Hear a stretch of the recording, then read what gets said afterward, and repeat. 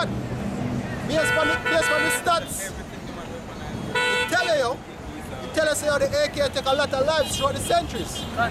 Any place you work underwater. Yeah, work anywhere. Condition. Work underwater, in the snow, in the mud, even in the dust, because them test it through all of the terrains. So they want to make sure say one of the most durable weapons. Right, and then modernize it and put different adaptations on it. Them even do a documentary, them even have their own personal documentary. Where to show you all of the procedures where it go through to build such a durable weapon. Who build that shit? Isa. So it show the blessing, yo. So imagine you have a man like that have a mission. Where man say right now, in order to accomplish this mission, to get the current population down to 600 or 500 million. Last time them say we almost reached 8 billion people on the earth. And them blessed with the sword and they have whole heap of anger and wrath flecked out. What do you think you man do? How good to that? The man they weaponize even food. I watch a movie today named Inferno. I think it was a book by I forget your brother name, but Inferno, the movie. And the whole plot of the movie is to release a pathogen to reduce the world population by a half, yo. You see me? So he started showing them films, yo, and them books. So yo, that's the plan, yo. And the CDC have a whole heap of different viruses and pathogens where they have stored up, yo. Seeing, and they experiment with them over the decades, yo. Seeing, when this shit kick off the right way, they're gonna release.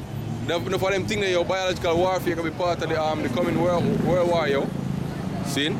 You know, it's just men fighting against men. Because as the brother say, this man weaponized food, the man weaponized the air. The man, as I said, the CDC, they might control viruses, or diseases, them not try to get rid of them. And I weaponize your entertainment. Yeah, hey, your entertainment, even your soul, the man want to consume. Well, everything, you know, as even you put in the article about Edward Bernays. Yeah, Bernays, that pussy one, excuse my language. The man literally make everybody think say, yo, eggs and bacon is a wholesome breakfast meal over the centuries, yo. Because even if you ask the regular man why people eat eggs for breakfast, was it the norm? They don't know, but everybody just run with the concept. Because hey, this man is the devil, yo. So as we say, imagine this man moving towards him, goal him have more than 7.something billion people to kill. And have all the means to get it done in a many ways, shape and form. Right.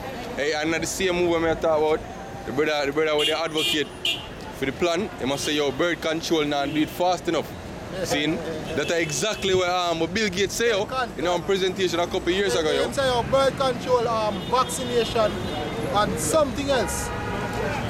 But that not do it fast enough. Yeah, they not do it fast enough because they have what them call population control, but they have a next term. Can't remember what them are eugenics? Say, no eugenics. Them have a second term for them are say, oh, them subtly kill off the population. You see me? If you try and keep it down, but guess what? That after, imagine you need to kill 100 people by tomorrow. I realize say, if you do the correct methods, only 20 are dead today. You have to go find something or instill something or go ramp it up, yo. Like real quick. Because you need them 100 people to dead by X time. That's the thing, yo, that's an Esau reach right now. The time for subtlety is over. Him not have that in him right now.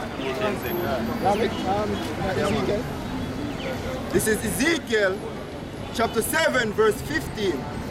The sword is without, and the pestilence and the famine within. Exactly. So you have, that's what the Lord, because guess what?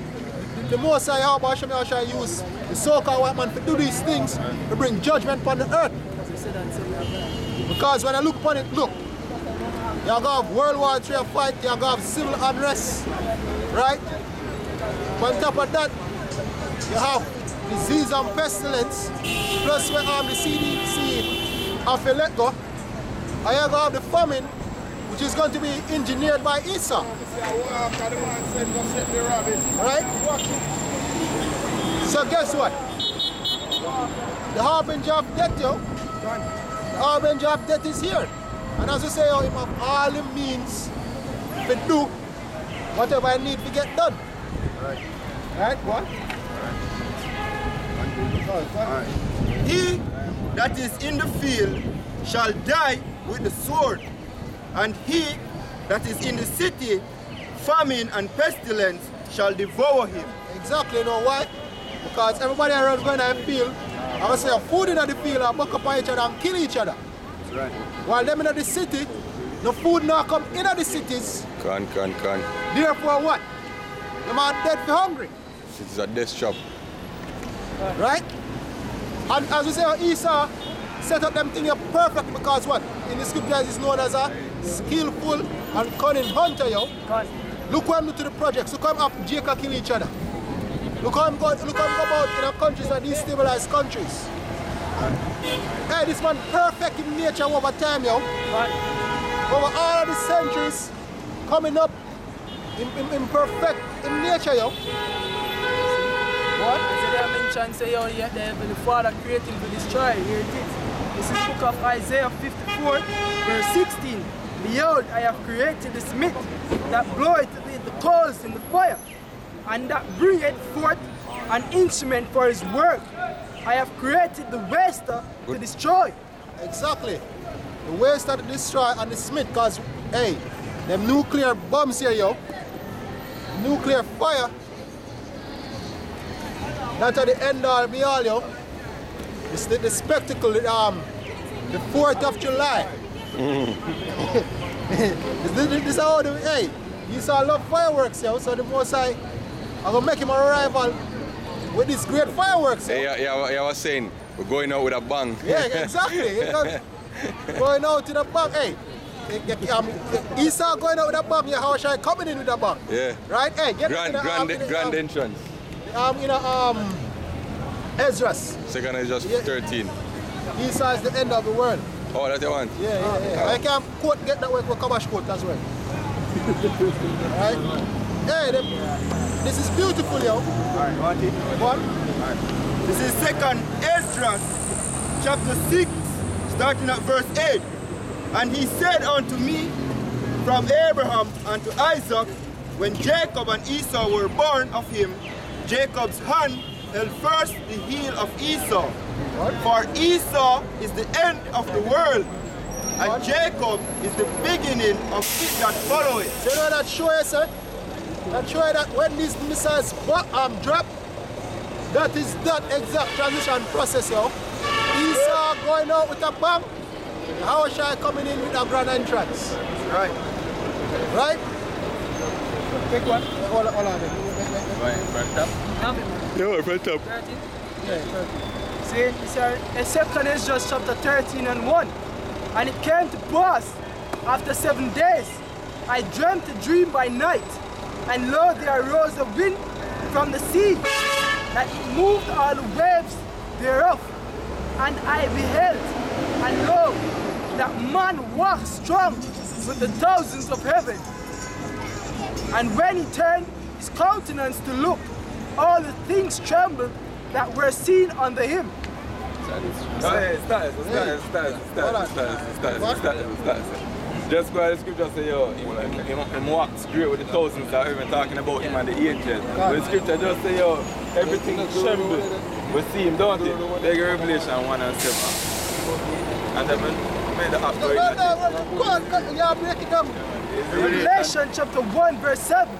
Behold, he cometh with clouds, and every eye shall see him. What? And they also which pierced him, and all hundreds and all kindreds of the earth shall wail because of him. So what them do? Even so. What them do?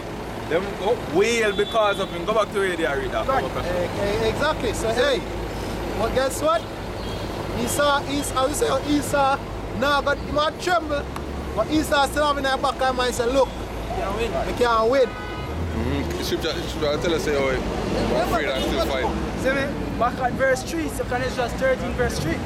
And I beheld, and lo, that man walked strong with the thousands of heaven, and when he turned his countenance to look, all the things trembled that were seen under him. And whensoever the voice went out of his mouth, all they burnt that heard his voice. Exactly. There's a beam, squad. Like as the earth faileth when it feeleth the fire. And after this I beheld, and lo, there was gathered together a multitude of men out of number from the four winds of the heaven to subdue the man that came out of the sea. So imagine that. As we say, yo, them still believe, them are fight. They say, them are try subdue. Hey, somebody get the word subdue. Let me get it. Miriam.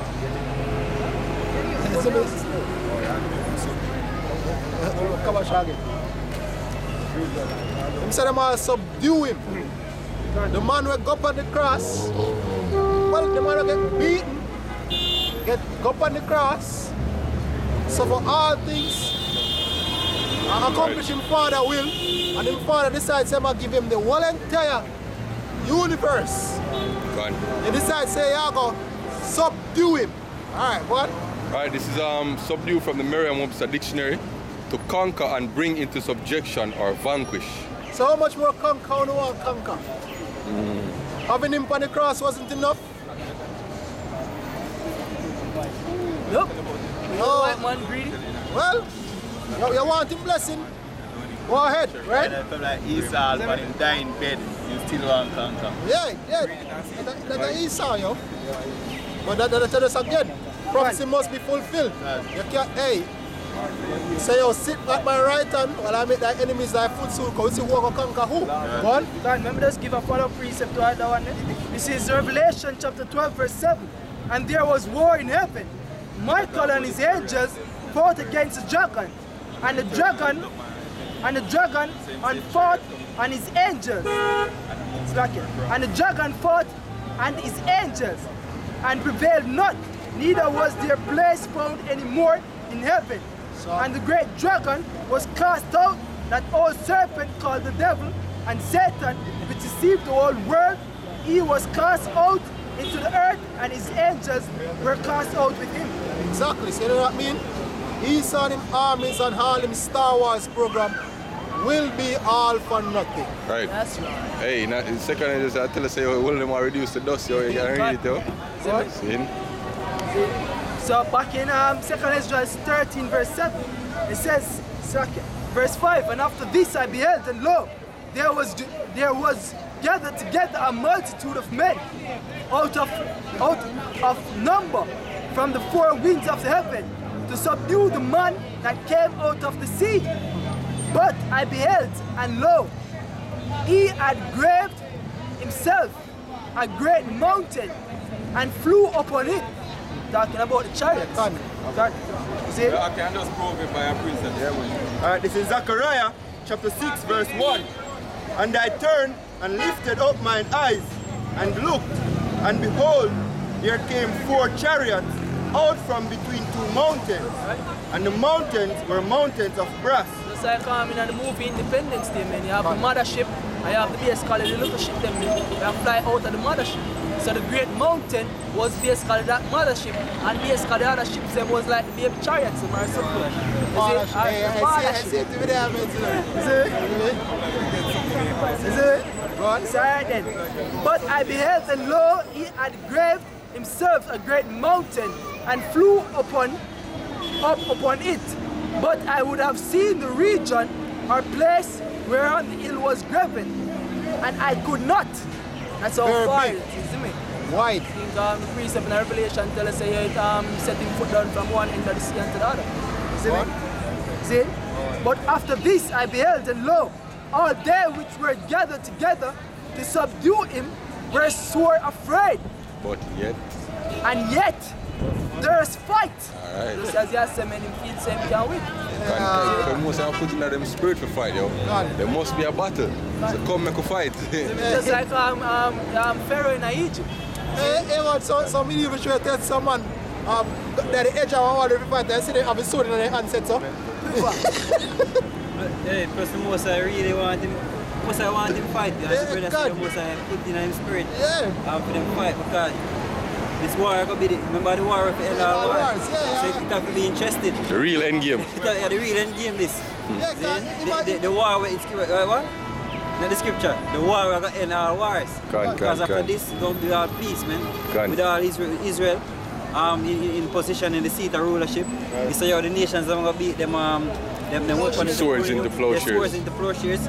They mean it's them into farming material, farming equipment. You know, boy, them are farm till the soil, whatever is produced, them are bring it to Israel. Come, give you the best at it. Yeah. Bury dead bodies, yeah, can. Yeah. Hey, cause any idea, yo. Hey, imagine any game with the night if you never see the Avengers fight Thanos Batman. Me don't want to watch that. The first time this and going, bam, bam, bam, and then Thanos see them and then it's done. The scripture tell us, say, yo, the Most High create the sinner against the godly, yo. God. See, him create the divide because everybody know that a story where the protagonist don't have a struggle, it's not a story, yo. Exactly. There have to be a struggle, yo. Hey, if look how much great writers you have in the world, who create those writers? See, Most High write a book for himself, yo, and have a stage himself. Never make it boring, man. Adversity necessary, yo. And the way the movies are written, because Esau really full of pride.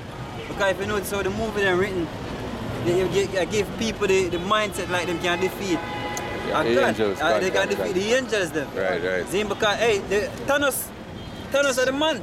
Yeah. You can't beat Thanos, but you know the writers them, man. They write it a way they make it look like say yo. Them have hope, man. And even Independence Day. When the chariots come, they make it look, they make people feel say yo, watching here we can fight. You know, we can win, man. But look how great the scene is, man, because guess what? We are the princes of the father and we're up on the low right now. You see? Most of our people don't know the power we have and would look like we're insignificant. You see? But look how mighty we are going to be in that day when the father put in power upon us. You see? Because you can imagine Esau right now, look and say, some niggas say, hey, shit gonna happen. You can get Wisdom of Solomon 5 for that. We'll finish up that still. Finish up second just. Get Wisdom of Solomon and piece of the script tonight. So it says, 2 Ezra 13 verse 7, but I would have seen the region or place whereon the hill was graven, and I could not. And after this I beheld and lo, all they which were gathered together to subdue him were sore afraid, and yet there is fight. And lo, as he saw the violence of the multitude that came, he neither left up his hand, he neither lifted up his hand, nor held sword, nor any instrument of war, but only I saw that he sent out of his mouth as it had been a blast of fire, and out of his lips a flaming breath, and out of his tongue he cast out sparks and tempests, and they were all mixed together, the blast of fire, the flaming breath, and the great tempest, and fell with violence upon the multitude, which was prepared to fight, and burned them up every one, so that upon a sudden of an innumerable multitude, nothing was to be perceived, but only dust and smell of smoke. When I saw this, I was afraid. Hey, you know that remind me, I don't know if you remember watch Naruto, Kawashi, remember when Madara company scene? You know watch them something still. Yeah, you know watch them, oh sorry. But yo, you see where, Avengers that when Thanos was so. Dust. that. I just could just say, isn't it? After the new remote, dude, dust. Yahawashi, I really want to snap your fingers, isn't it? Remember Tom Cruise coming out with the alien, kind of alien invasion? Remember the movie there? No, man. Which one? Let me tell you which one. Edge of Tomorrow, you talk about. No, man, that's Edge of Tomorrow, man. War of the Worlds. Yeah, you remember when them just come up, the ships them come up, or they craft them, and they start zap people. It was bare dust. Tom Cruise are running on dust. People get zapped, and I turn into and just be ashes, and all them face. When he come out, I be in dusty, be hashed up on them face. You know what I mean?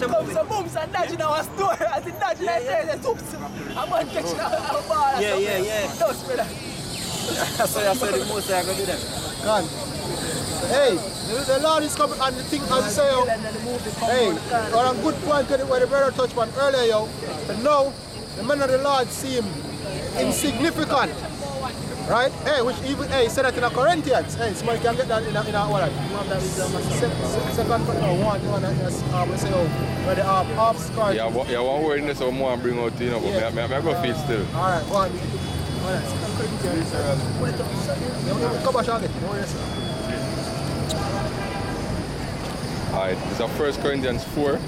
I'm gonna start at verse 13. It says, being defamed, we entreat. We are made as the filth of the world and are the offscoring of all things unto this day. You see me? And if you look up the filth, right, it says the most abject and despicable men. And if you look up what abject mean, seeing abject mean something experienced bad to the maximum degree. You see me? So we are the worst thing. You see me? And then it says, if you look up offscoring, it means what is wiped off, dirt rubbed off, scrapings, literally scum. Exactly. You see me? Hey, that's what them see we out. Yeah, them see we as the scum of the earth. When I look on it, it's like when I look on it, the whole end of it, you have dumb people scarf off out.